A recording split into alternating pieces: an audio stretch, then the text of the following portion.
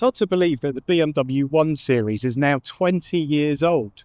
Over 3 million have been sold worldwide, with over 19% of those sold in the UK. So it's a massively important car for the UK market. And that means the UK arm of BMW have had quite a lot of say into this. Now, BMW is obviously a very premium brand, so it won't come as any surprise to you that this is not a cheap car. But the pricing actually hasn't gone up since the last generation, and you do get a bit more standard kit now. So the Sport will set you back from 31 grand and the M135i from £43,000. Now, the one I've got today is the 120 in M Sport trim. That's a 1.5 litre 3-cylinder petrol engine with some mild hybrid technology. That gives you 168 horsepower, 280 newton meters of torque, and an 0-62 time of 7.8 seconds. That mild hybrid technology is really implemented quite cleverly, because what it does is it effectively removes any turbo lag. The boot space is generally good for a car of this size, but you do lose out a bit because of the mild hybrid system. And that's because the underfloor storage is quite small, and the rest of it is taken up with batteries. About 3/4 of that underfloor is battery. But obviously, you've also then got the mild hybrid system, which has got quite a good few things going for it. But aside from that, standard boot space is fine and really nice and easy to get objects in and out of. No major problems here. So in the rear cabin, you feel slightly raised up. There's probably some battery packs under here, which gives you that sort of slightly uplifted feeling, shall we say. That does give you a really good view out of the front, and you certainly not being blocked by the driver or the passenger as you would be in some cars, but it does mean your headroom's a bit restricted, especially as in this car I've got this panoramic sunroof. So I'm about 5'9" and a bit, and I've got about that much headroom. So if you're over 6 foot, it might be a bit of a squeeze in here. It would also be a squeeze if you've got 3 adults in here, because we do have a transmission tunnel, and that does eat into the footroom a bit. You've got 2 USB-C sockets down here, no seat back storage, but instead the seats are sculpted out a bit, so you've got a bit of extra knee room, which is quite nicely done. Material quality is much the same as in the front, nothing to write home about, but no great problem really. This car's also got 40-20-40 split seats. That gives us a nice central armrest with a couple of cup holders and really quite comfortable seats. Isofix in the 2 outer seats as you would expect, but not the middle one. So I'm sure it will come as no surprise to anyone that the interior feels nice and premium. But there are 1 or 2 areas where it perhaps doesn't feel quite as special as some of the other cars, particularly things like the material on the top of the dash and this little trim piece here. They just don't feel mega luxurious. However, you have to remember this is sort of the entry point into the brand, and when you look at the rivals in the market, it's certainly competitive, and there are some areas where this is leaps and bounds above and beyond some of the competition. The 2 10-inch infotainment system screens, well, 1 infotainment, 1 driver information, are brilliant, like absolutely brilliant. On this main infotainment system, you've got things like wireless Apple CarPlay. You've got a very good sat-nav system, and that now comes with real-time updated maps and real-time traffic information for life. That's going to carry on forever, so you don't have to wait for a new map to come along and be downloaded. That's on the new operating system 9 that's in a lot of the modern BMWs, and that's also got a whole host of different apps of its own. You can have things like games on here, you can have a dash cam, you've got media options, you've got Spotify, you've got video options, you've got WhatsApp. All this stuff is built into the car. You've got Android Auto. It's all built into the car, and it's all there for you to use. So it might mean that you don't just go to Apple CarPlay or Android Auto immediately, because the car itself has got quite a lot of those features and seems to be very decent in the limited time that I've had with the car today. Certainly the sat-nav is brilliant, and it's got this augmented reality thing, so when you're due to turn the vehicle, you'll actually see the road ahead, a video of the road ahead, and big arrows pointing on it, which makes it actually quite useful when you're on things like roundabouts where it tells you to take the 15th exit, for example. So it's very, very good. You don't have the little twiddly dial thing anymore that we used to get on iDrive.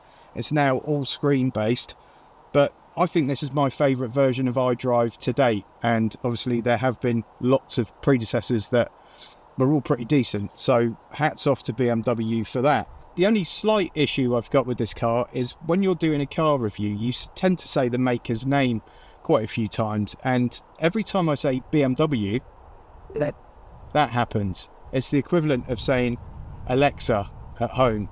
It basically triggers the BMW voice guided system, the voice assistant, and yeah, when you're doing a car review that can be quite difficult, but most of you driving this at home are not going to have that problem, are you?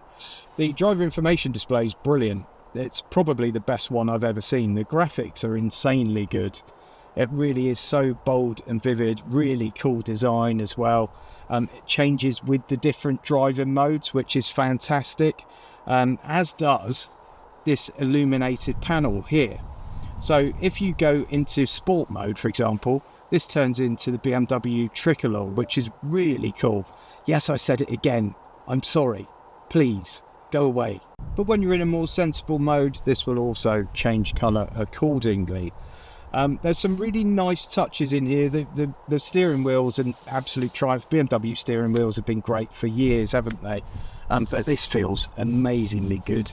This is a sustainable leather material. I can't remember the name of it right now, but it is a fully sustainable material, and they've used quite a lot of recyclable products and recycled products in this interior. So they are thinking about sustainability and trees and all that kind of good stuff. The seats, however, are a work of genius. They're super comfortable. They really are fantastic. I recently had the Mini Cooper S in for review and fell in love with the seats in that, and I guess the same designer's been involved because they're just great. They're sort of sports seats. They come as standard now. There's lots of other equipment now that you wouldn't previously expected to get in a 1 Series that is now standard. Things like the automatic boot. M Sport gets you adaptive suspension as standard, and you've also got reversing assist now. If you haven't seen that before, it's a little bit bonkers. Difficult for me to film today, but basically you engage that, you drive into your space, perhaps onto your drive at home or into a tricky parking space, get in and press the reversing assistant. It remembers exactly what you did and will bring you out exactly the same way. Funky stuff, folks. Now, most of everything is screen based and voice control based, but the voice controls are brilliant, and as you've seen in this video already, it's not difficult to initiate the voice commands. Almost too easy for a car reviewer. Down here we've got a wireless charging pad, we've got 2 cup holders and 2 USB-C sockets. You've then got a natty little rocker switch to change gear. We've got drive mode selects, we've got things like the heated windscreen and heated rear screen on here, and a volume control, a proper dial for volume control, and it feels lovely as well, a bit knurled metal. And then we've also got a cubby there. In general, it's just a really nice interior. There are 1 or 2 materials that could be a little bit nicer, but I don't know about you folks, but I don't tend to drive along stroking the dashboard very often, so it's not too much of an issue in my personal opinion. Once you get out onto the road, it's an immediately familiar 1 Series driving experience. That means it's not lacking for fun, it's not lacking for compliance on the twisty stuff as we're going through now, but it also means you get quite a firm ride. Now, that firm ride does mean it handles well, and that's the trade-off really. But if you're looking for the ultimate in comfort and something that's going to glide you over the roughest of surfaces, this is perhaps not the car to do it. And as this is an M Sport car, you now get adaptive suspension as standard. That means it's super compliant in the bends, and you've got a really direct feel to the steering. It is a front wheel drive car, but it still largely does what you want it to do where you want it to do it. Now, one of the great things about the hybrid system in this car is that not only do you no doubt save a little bit of petrol along the way, but it removes a lot of the turbo lag you get. And in a 3-cylinder petrol car, quite often they're quite turbo heavy, especially on the initial acceleration, so it's quite reliant on that turbo, and they often take a second to sort of spool up.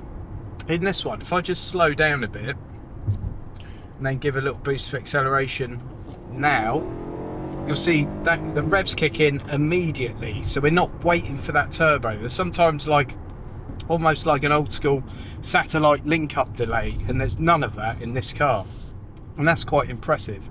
I think many manufacturers call their cars mild hybrid because somewhere along the route there's a 9-volt battery plugged in, but this seems to serve a real purpose rather than just saving, you know, a couple of mpg.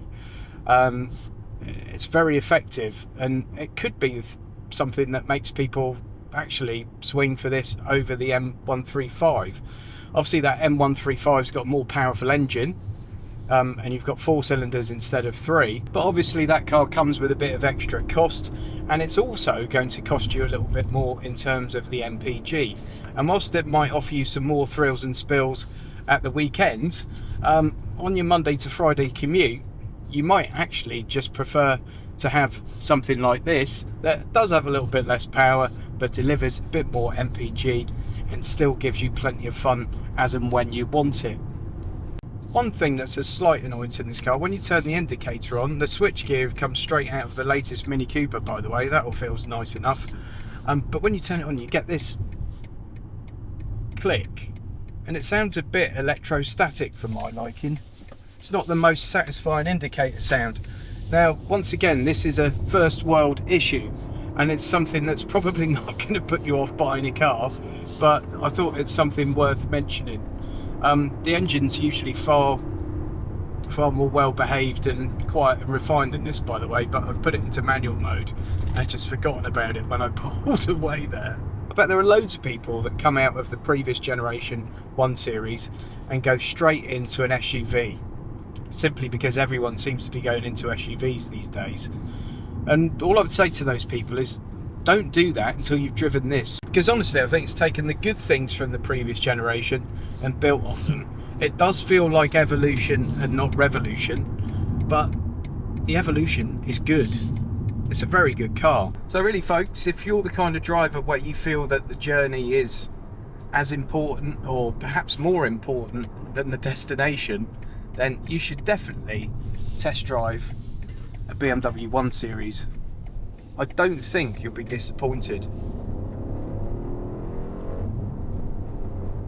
As said before, I think this car's a case of evolution rather than revolution, but the evolution seems to have come a long way in a short period of time. They've done a great job with this. Yes, there's no diesel available anymore. Yes, we're looking at a 3-cylinder 1.5 petrol, but the way it's been implemented is brilliant.